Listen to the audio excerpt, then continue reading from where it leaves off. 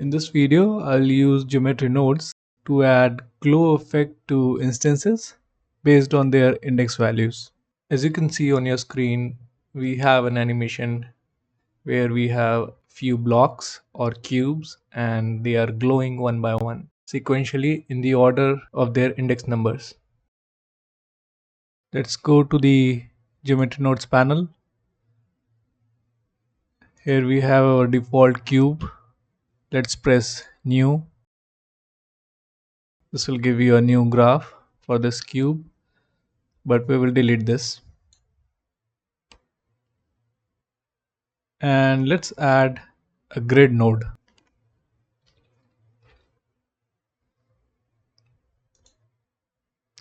There you go. And we can connect it directly to the output node. Let's increase the size a little bit.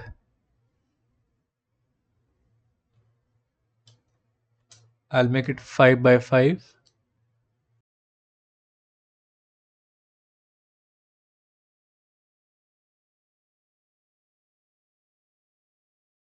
Now we will add or convert this grid into points.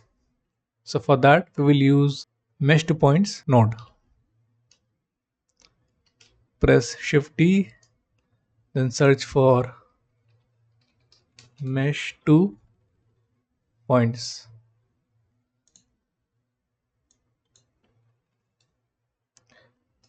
Okay, so now you can see that our grid has been replaced by points and the number of points is 9.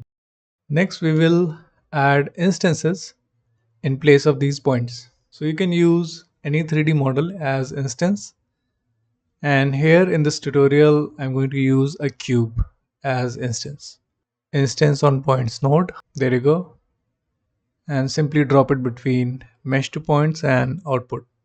Now you can see that all the points have disappeared in the viewport. This is because you haven't specified the instance. So for that we will drag out a branch from here and then we can select cube.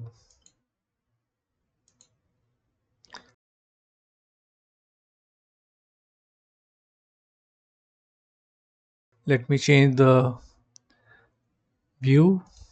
So now you can see that we have 9 cubes or 9 instances, and the task is to make all these instances glow or blink one by one, and for that we need to find out their index values. What we can do, we can select this node mesh to points. All right, hold shift and control while keeping your mouse pointer on this node and press left click. Okay, so this will open a viewer node. So over here in this viewer node we can add index.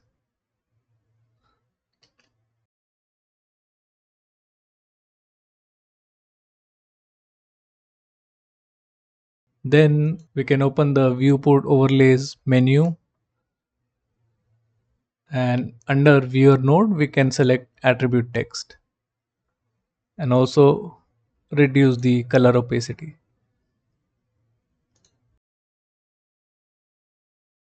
Now you can see the index values of all the instances are visible. Now if you want to go back to the previous views where you were able to see the cubes as instances, you can simply click on this icon on viewer node.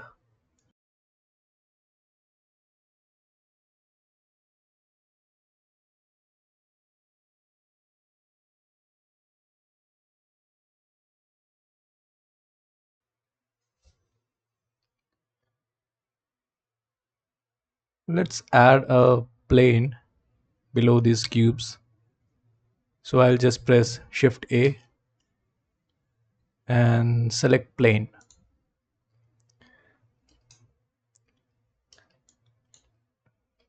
Let's increase the size.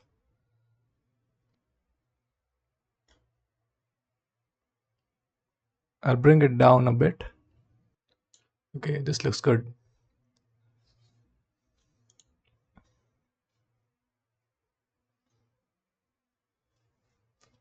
Also, let's quickly add textures to these instances and the plane. So I'll go to shading panel,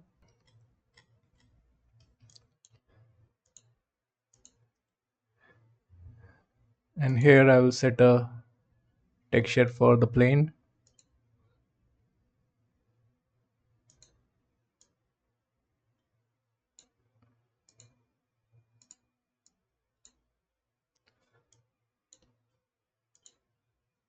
Let's call it plane.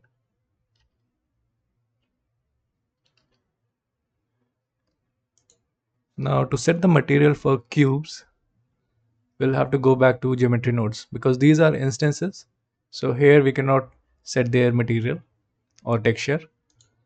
So coming back to geometry nodes, I'll use a node called set material.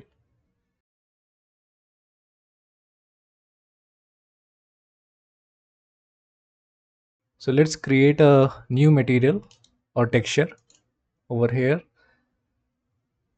Press this new button. Okay, and let's call it cube.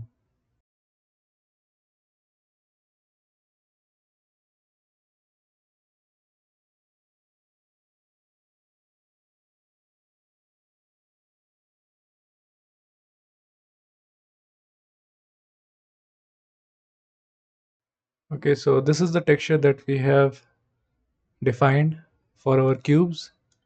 And now in set material node, just click over here and select cube texture. So there you go. So now your instances have a texture. And as per our task, we have to make these cubes glow one by one. All right, so now let's do one thing. Let's try to make all these cubes glow at once. Then we can work on making them glow sequentially. So for that, we'll have to take help of a new node, that is store named attribute. So the idea is to change the value of emission for this material cube from our geometry nodes. And you cannot do that directly over here. You'll have to go to the shading panel, right? And from here, you'll have to make the changes. So by default, it is 0, but we will set it to, let's say, 5. So it will glow like this. You can also change the color of the glow.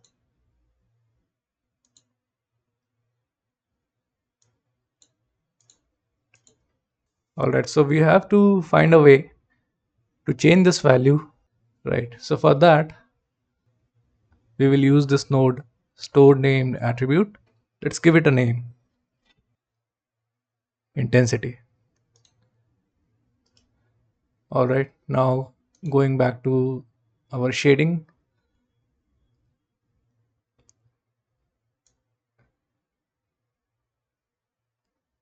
pull a branch out and search for attribute.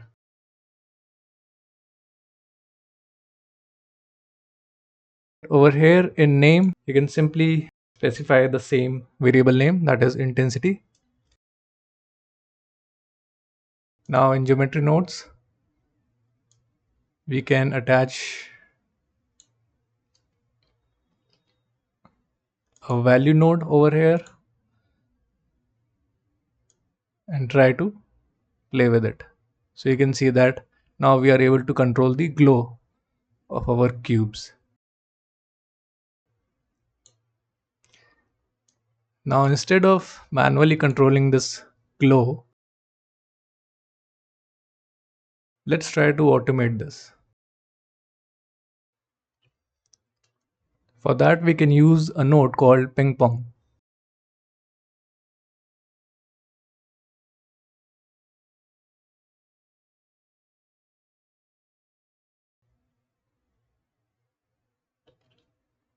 And connect the input of ping pong with scene time. The scene time node helps in animating in loop for the entire duration of the clip. So right now our clip starts from 1 and goes up to 250th frame. Okay, so 250 frames are there. Let's increase it to 300. Now let me play. So you can see that it is automatically glowing and getting back to its original state. And if you want to change the frequency of this glow effect, you can change the scale. Okay, so now you can see that this effect is slower, and if I make it 0.2, I guess it will be much faster.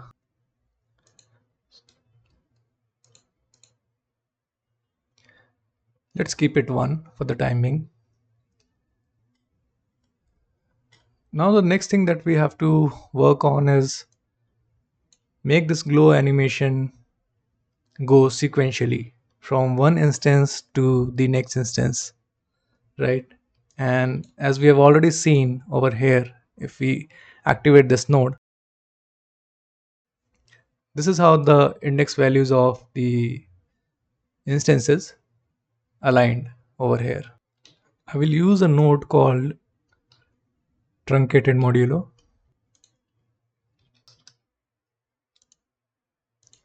and connects its output to the selection. So as you can see, it has two fields, right? Two values. The second field, okay, here we have to enter or specify the total number of instances. Here you can see we have 9 instances. So I'll specify 9. And the first field will be connected to another scene time node, right?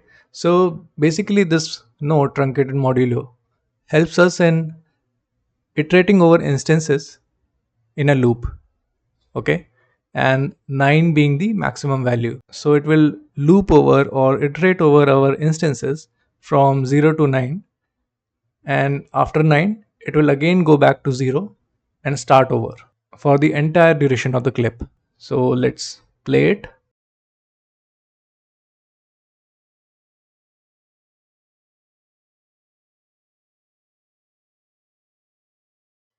And one more thing, instead of connecting it directly to the selection,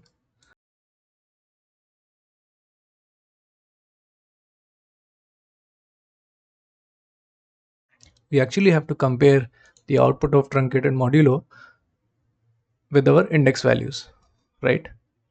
So let's bring out the index node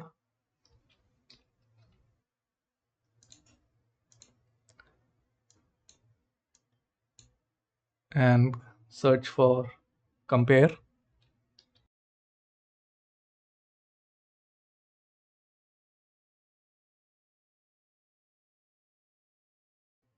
Let me rearrange these nodes.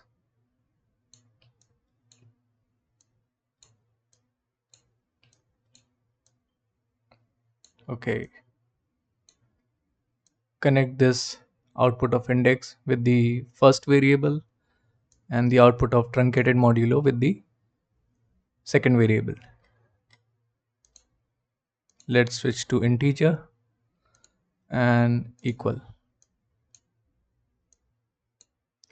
So basically what it will do, it will compare the index value with your truncated modulo output, and if it is equal, it will select that particular instance. In other words, if this condition is valid for whichever instance, that instance will automatically get selected, and that blinking animation or glow animation will be visible on that instance only. So this is how it is supposed to work. So let me play it. Okay, so I think at the moment, if you can see that this glow animation is getting iterated over the corners of these instances.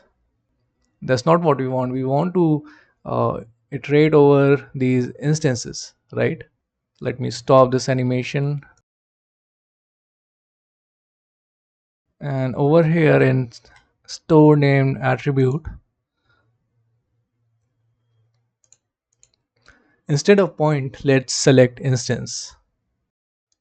Let's take a look in the shading panel.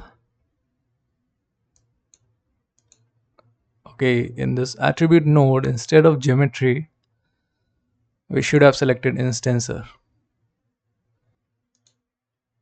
And now coming back to geometry nodes, let me play the animation again. Okay, yeah, there you go. You can see that our glow animation is looping over our instances. And such glow effect animation can be used in different types of motion graphics. Instead of simply having cubes getting illuminated, we can have text characters getting illuminated one by one, or we can uh, have this glow effect animation in circular fashion also. So there are a lot many things that we can do with this technique, but this is the basic graph that we can use to implement this kind of glow animation. I'll put a link from where you can download this blend file, and it will have this geometry node graph. Feel free to tweak it, change the values, or modify it at your own end, and let me know if you face any issues in the comments. Thank you.